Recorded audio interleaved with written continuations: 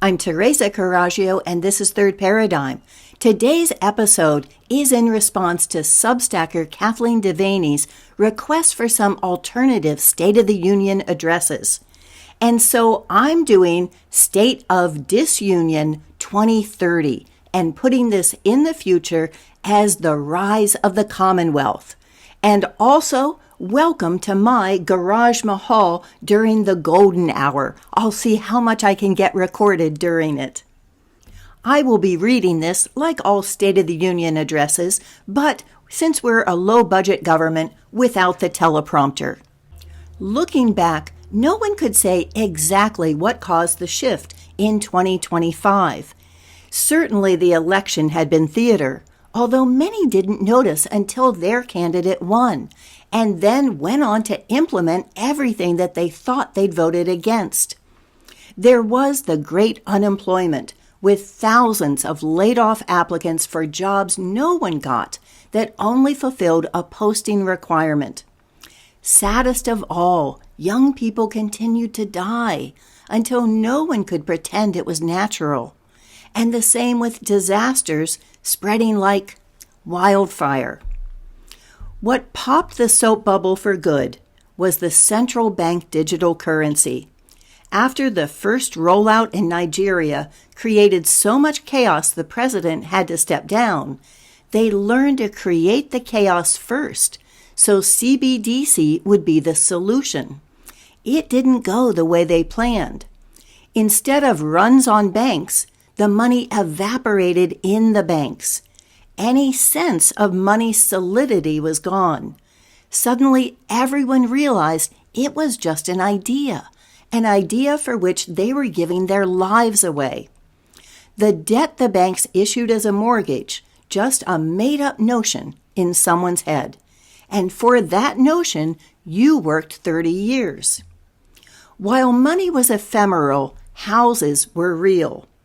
Why should they be given to central bankers for nothing? Communities could issue their own digital currency, backed by the houses, to supplement their local economy. To set their goals, they sent out the following yes-no questionnaire to long-term residents of the Commonwealth, which were called commoners. The questionnaire started, "Dear Commoner," and then said, "Are you looking to?" and asked these questions in different categories.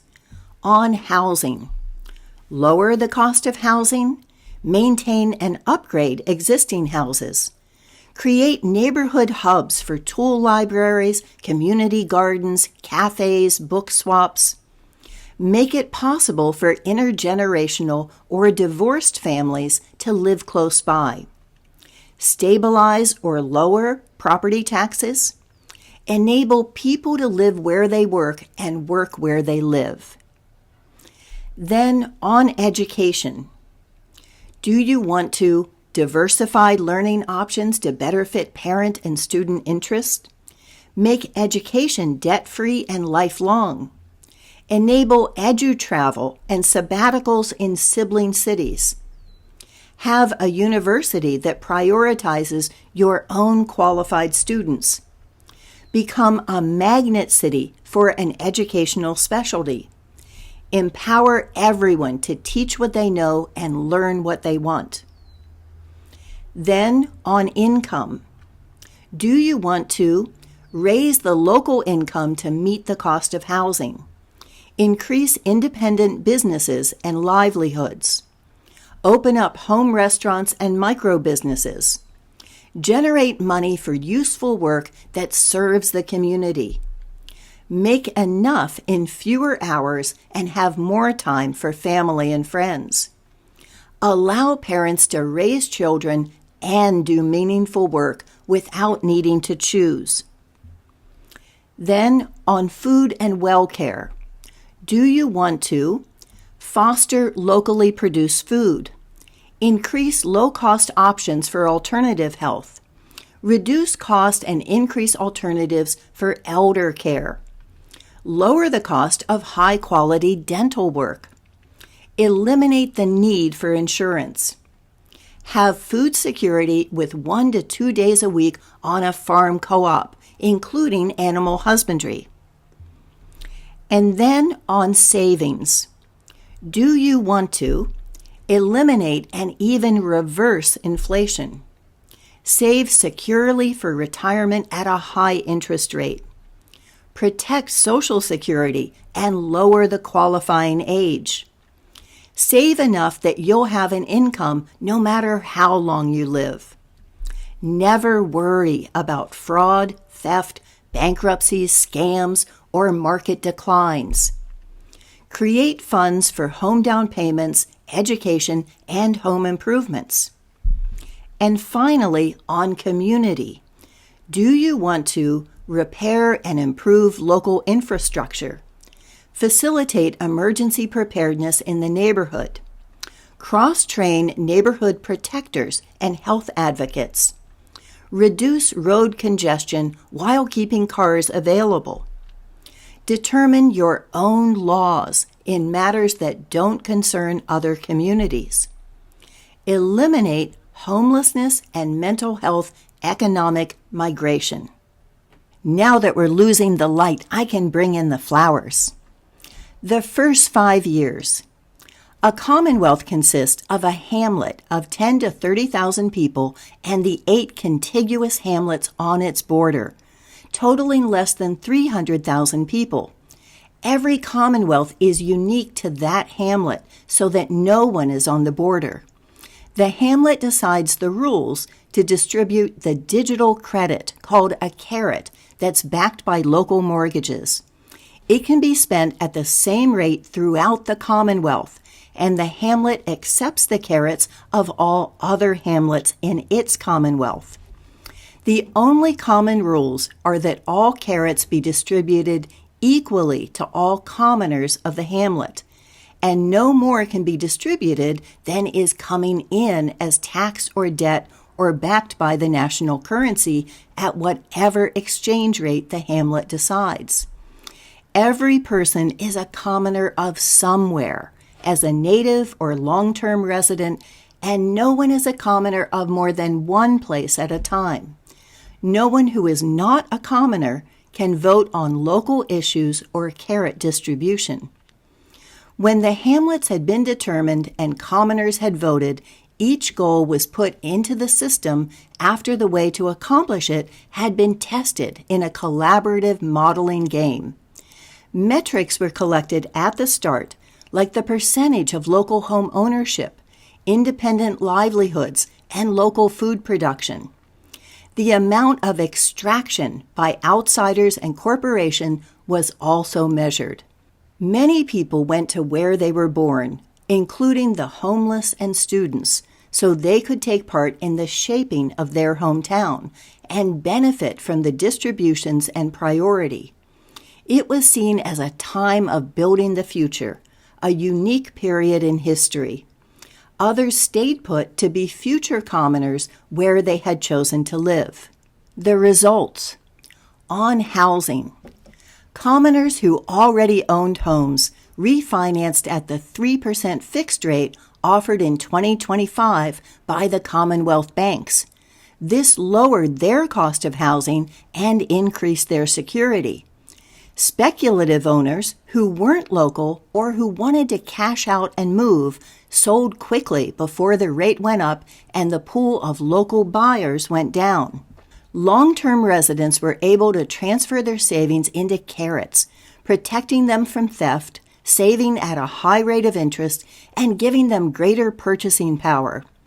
While some still preferred the simplicity of renting, home ownership has become the norm for those who are settled where they want to live. For impoverished areas, this has brought a revitalization, a gentrification without displacement. Those who live there have become the landed gentry, with a share of the collective mortgages coming back to them for home improvements.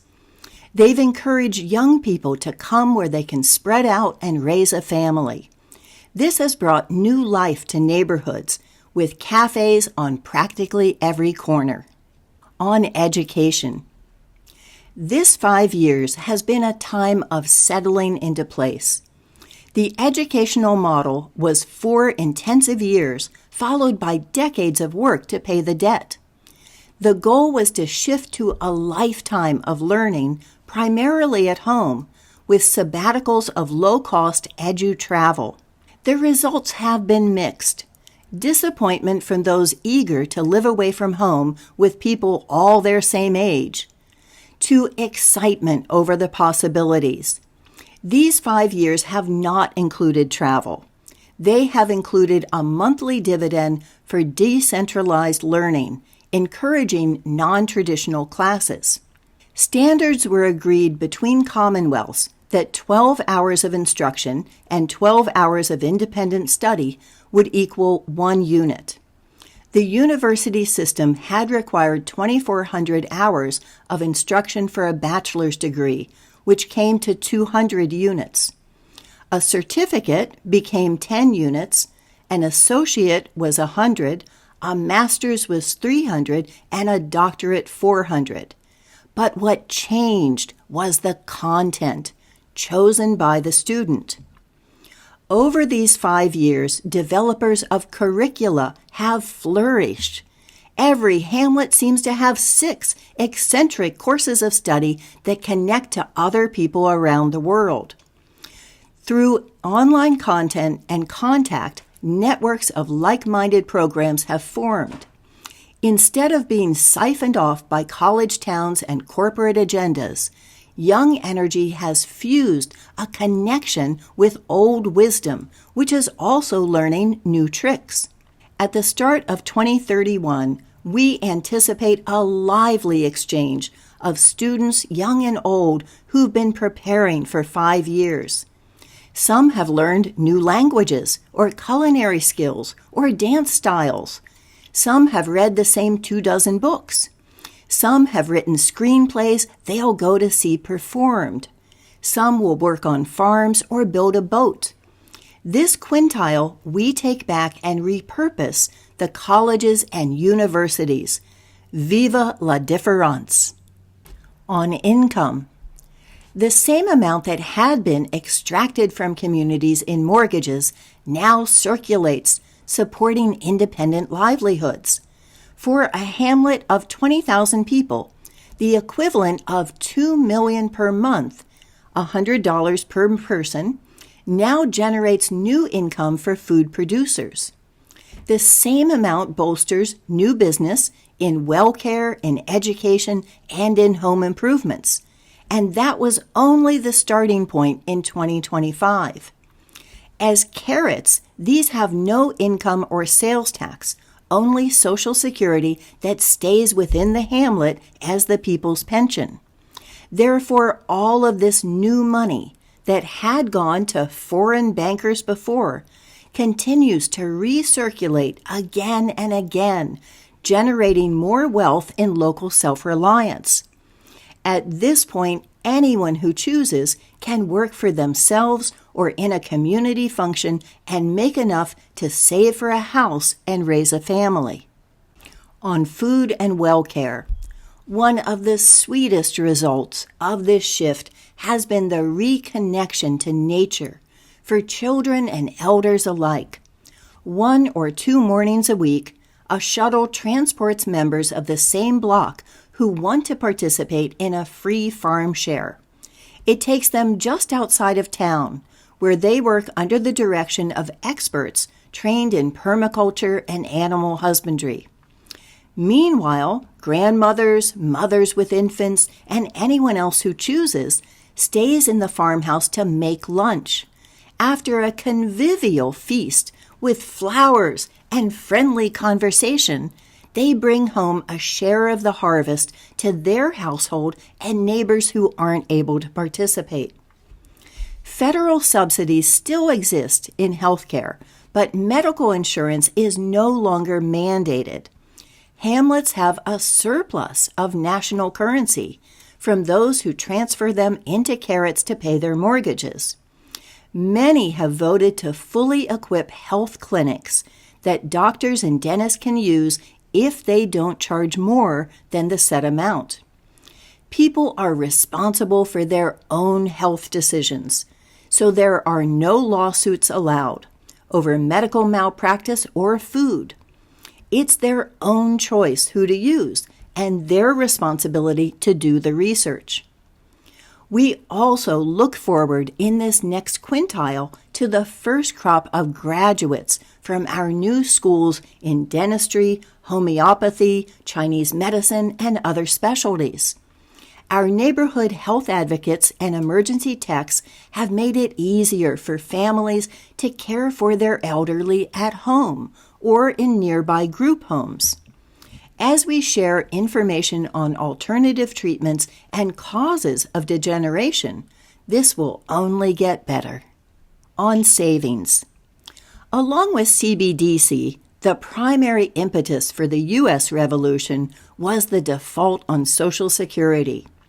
The result of the uprising was that the federal government handed responsibility for Social Security to the hamlets, along with the exclusive right to issue credit backed by the properties within their borders.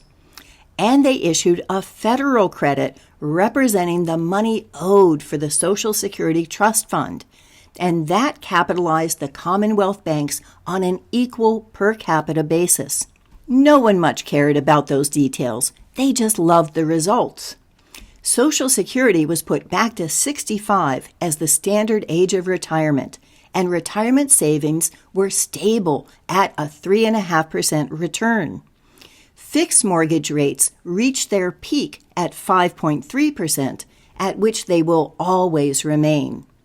So inflation, which had been induced by that volatile mortgage rate, is a thing of the past. In areas with a high cost of living, housing will gradually decline next quartile. In hamlets, when money moves too slowly, incomes will gradually increase. Every shire, consisting of 9 neighborhoods, has its own bank, where the tellers know everyone. Money is protected at all levels by safeguards, so there's no reason to gamble in the stock market. They can build wealth and an inheritance for their children through straightforward means. As a bonus, commoners can borrow from their own savings at 4%, still getting that 3.5% return, so they're still on target for retirement while they're taking a 0.5% loan. And to end on community. At every level of the hamlet, shire, and neighborhood, commoners are engaged in the happy discussion of how to spend free money. It's already hard to remember there was a time when we borrowed money from banks for the things we did for ourselves. Now it's become a challenge to see how little we need from the outside and how much we can do on our own. And politics has become a friendly debate over the dinner table. It's no longer about personalities, but about policies. Some of these are internal, but others include foreign policy and global partnerships. The rules of lawmaking include no proper nouns and don't do unto others, meaning that whatever we wouldn't allow someone else to do here, we can't be willing to do there. This has led many hamlets to decide that commoners occupying other countries militarily would have 1 year to return or lose their status as commoners forever. It only made sense since they'd never allow foreigners with guns into their own hamlet. The logic was encouraged by the BRICS countries who enacted a trade embargo against NATO countries, which was also a brisk stimulus to become self-reliant. An organization called Commoners for Peace is negotiating with the BRICS to restore trade with non-militant commonwealths. It helps that hamlets send trained volunteers to help in disasters and rebuilding. And no dual citizenship practically evacuated Israel, especially when the ICC arrest warrants made an Israeli passport a liability. The democratic state of Palestine finally became a reality, and I connect here to a Vanessa Beeley article on this statement that they've made, which is fabulous. Looking back, we can't imagine where we'd be if things had continued the way they were. The uncertainty of how to live one day to the next, the loneliness of no connection to those around us, the constant stress of everyday life, all seems like a bad dream. But now we have woken up. If you're watching on YouTube, you may have noticed that I have not been posting anything for the last couple of weeks. This is because the day after my one strike was about to expire, they went back a year and gave me a second strike for mealy-mouthed Malone, saying that it was medical disinformation. This had to be based on human intervention that said, we can't let her off the hook. We need to make sure she knows that at any moment in time, we can go back, even though the title makes it clear that I am criticizing Malone, and find anything we want to be able to have 3 strikes and take down her channel. So I am posting these first on Substack and embedding the video there, and then I will be posting later on YouTube, just to hedge my bets. So if you want to make sure that we can always stay in touch, I suggest you cut and paste the Substack link from the description, since YouTube also doesn't trust me with live links. And if you'd like to see more on this topic, here is Reinventing Education, and this is Reinventing Retirement. And now I'll get out of this hot space, since my low-budget government also doesn't include someone to come and powder my nose. Thank you for watching.